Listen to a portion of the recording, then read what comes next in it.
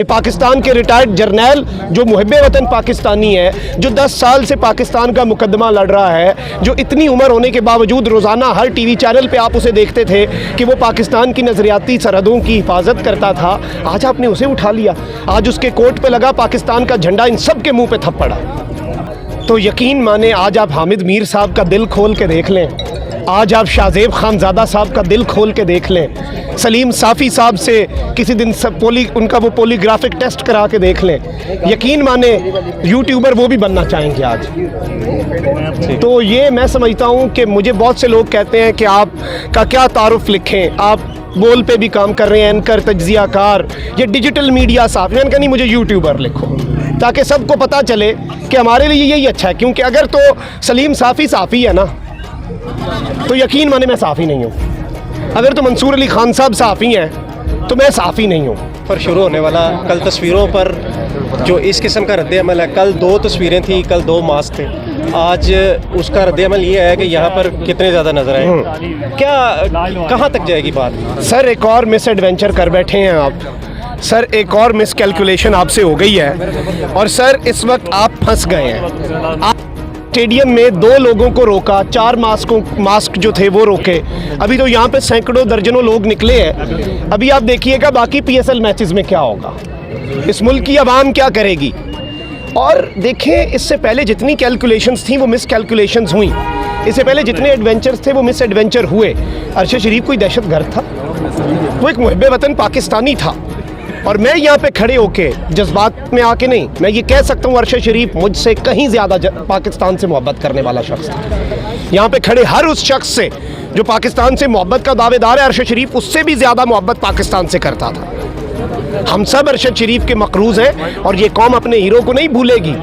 आप जाएँ अरशद शरीफ की कब्र पे, जिसे कोई वहाँ पे शक है ना, वो जाके 2 घंटे गुजार ले, कोई भी टाइम, और वहाँ पे देखो लोग क्या कर रहे हैं। और अगर ज़्यादा शौक हो और दिल का मसला ना हो, हार्ट प्रॉब्लम ना हो, तो वो जो अफसरान है वो जाएं और अरशद शरीफ की कब्र के साथ एक डब्बा लगा हुआ है, उसमें अगरबत्तियाँ और दीगर चीज़ें, कुछ सिपारे वगैरह पड़े हैं, ज़रा उसे खोलें। उसमें जो लोग आके कातिलों के नाम लिख के जाते हैं वो पढ़ें। ये मैं इसलिए नहीं आपको बता रहा कि जाके वो कागज़ उठा लें, क्योंकि वो शायद उठा लें, आप उठाते उठाते थक जाएंगे, लोग लिखते लिखते नहीं थकेंगे। ज़ुबान खल्क़ को नक्कारे खुदा समझना होगा। और अरशद शरीफ को आप इंसाफ दें या ना दें, अरशद शरीफ उस सब से बहुत आगे है, क्योंकि हारे ये हैं, अरशद शरीफ नहीं हारा।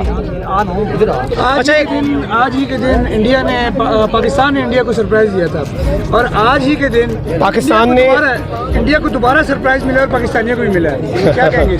ये बेस्ट सरप्राइज था, क्योंकि हमें अपनी फ़ौज पे बहुत मान है आज भी, और हम इंडिया को तो इस तरह के सरप्राइज़ दे सकते हैं। और हमारे लिए वो सरप्राइज़ भी नहीं था, क्योंकि ऑब्वियसली हमने जवाब तो देना था, हमारे मुल्क में कोई घुसा था, चाय तो पिलानी थी।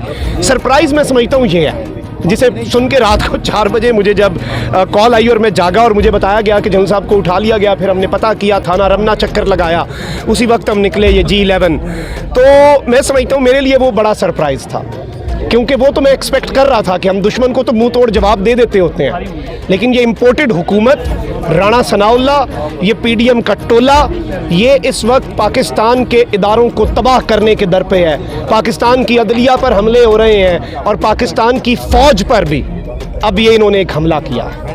ये पाकिस्तान के रिटायर्ड जर्नैल जो मुहिब्बे वतन पाकिस्तानी है, जो 10 साल से पाकिस्तान का मुकदमा लड़ रहा है, जो इतनी उम्र होने के बावजूद रोज़ाना हर टीवी चैनल पे आप उसे देखते थे कि वो पाकिस्तान की नज़रियाती सरहदों की हिफाजत करता था, आज आपने उसे उठा लिया। आज उसके कोट पे लगा पाकिस्तान का झंडा, इन सब के मुँह पे थप्पड़ा।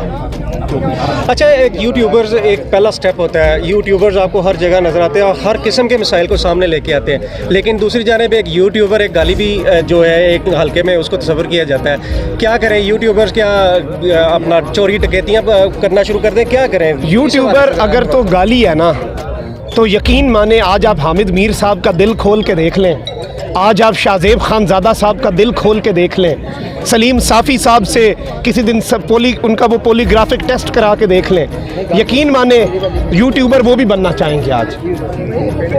तो ये मैं समझता हूँ कि मुझे बहुत से लोग कहते हैं कि आप का क्या तारुफ लिखें, आप बोल पे भी काम कर रहे हैं, एंकर, तज्जियाकार, ये डिजिटल मीडिया साफ। मैंने कहा नहीं, मुझे यूट्यूबर लिखो ताकि सबको पता चले कि हमारे लिए यही अच्छा है। क्योंकि अगर तो सलीम साफ़ी है ना, तो यकीन माने मैं साफ़ी नहीं हूँ। अगर तो मंसूर अली खान साहब साफ़ी हैं तो मैं साफ़ी नहीं हूँ, मैं यूट्यूबर ही अच्छा।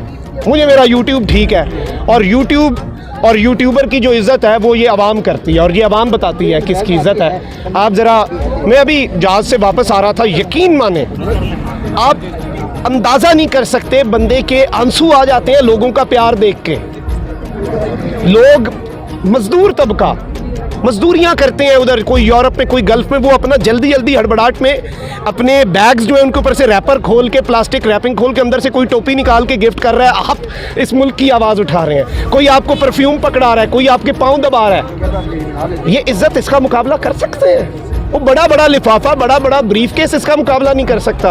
और अंदर की बात मैं आपको बता रहा हूँ, ये सारे अंदर ना यूट्यूबर बनना चाहते हैं। और आपने सुना होगा ग्रेप्स आर सावर, अंगूर खट्टे हैं, तो बस अंगूर खट्टे हैं, वरना अहमद मीर साहब भी पाकिस्तान के सबसे बड़े यूट्यूबर ज़रूर बनना चाहेंगे। सर एक आखिरी क्वेश्चन है, क्या समझते हैं, जैसे कि सहाफ़त की अगर बात की जाए तो मुख्तलिफ सहाफ़ियों के साथ कभी जुल्म किया जाता है, कभी तशद्दुद, जैसे कल इमरान रियाज साहब के साथ हुआ, उसके अलावा अरशद शरीफ साहब का वाक़या आपके सामने है, ये भी एक तशद्दुद के ज़ुमरे में जाता है। तो क्या समझते हैं कि क्यों सहाफ़त के दरवाजे जो हम पे बंद किए जाते हैं, ये पाकिस्तान में किस चीज़ का फुकदान है? ना उनकी रस्म नहीं है, ना हमारी रीत नहीं। और मैं ये हमेशा बात कहता हूँ कि मैंने सहाफ़त में अगर कोई परेशानी बर्दाश्त की तो मैंने किसी पे कोई एहसान नहीं किया। सहाफ़त आने वालों के लिए भी यही पैगाम है कि सहाफ़त है ही ये। जब आप अपने आप को साफ़ी कहते हैं ना, you sign up for this. सरहद पे जाने वाला फ़ौजी नहीं कहता कि यार इधर तो हर दूसरे दिन गोली आ जाती है दुश्मन की तरफ से, उसका काम है। आपने मुल्क की खातिर जब ये रास्ता चुना है, ये कैमरे के पीछे भी वो ड्यूटी कर रहा है तैयब गोंदल, क्योंकि वो साफ़ी है। तुम्हें लगा वो डर जाएगा, तुम्हें लगा वो रुक जाएगा, उसने अपने जख्म भरने का इंतजार नहीं किया। He is in the line of duty right now. वो कैमरे के पीछे खड़ा अपनी ड्यूटी कर रहा है अभी। वो वन मैन आर्मी है, आप सब वन मैन आर्मी है। इसी चीज़ से तो डरते हैं। मतलब ये कहा जा सकता है कि जो अब सहाफ़ी है उसको एक नई डेफिनेशन की ज़रूरत है, एक नई उसका तारुफ की ज़रूरत है। नहीं देखें, ये जो साफ़ी है ना, ये तो दरअसल जो इस वक्त आपको अंडरमाइन करते होंगे, और आप सबका अगर उससे दिल थोड़ा सा कम हो जाता है या हौसला कम हो जाता है, तो आप ये समझ लें, एक तो ये साफ़ी नहीं है, मुबैना साफ़ी है। और अगर ये अपने आप को सीनियर साफ़ी कहते हैं, तो मैं समझता हूँ आप कभी घर में फ्रूट्स लाए होंगे तो वो कभी कभी पड़े पड़े ख़राब हो जाते हैं। तो उसी तरह ये इस इंडस्ट्री में पड़े पड़े सीनियर हो गए हैं। ठीक है, इतना अरसा ये पड़े पड़े सीनियर हो गए हैं। वैसे वो एक मुहावरा भी है अंग्रेज़ी का कि it's not the years in work, it's the work in years what matters. ये नहीं कि आपने 40 साल काम किया, यह है कि आपने 2 साल में कितना काम किया। और ये आवाम सब देख रही है, आवाम सब समझती है। और ये सारे यूट्यूब की कम्युनिटी पाकिस्तान की बात करती है, और जो पाकिस्तान की बात नहीं करता उसे आवाम सुनती नहीं है। Thank you.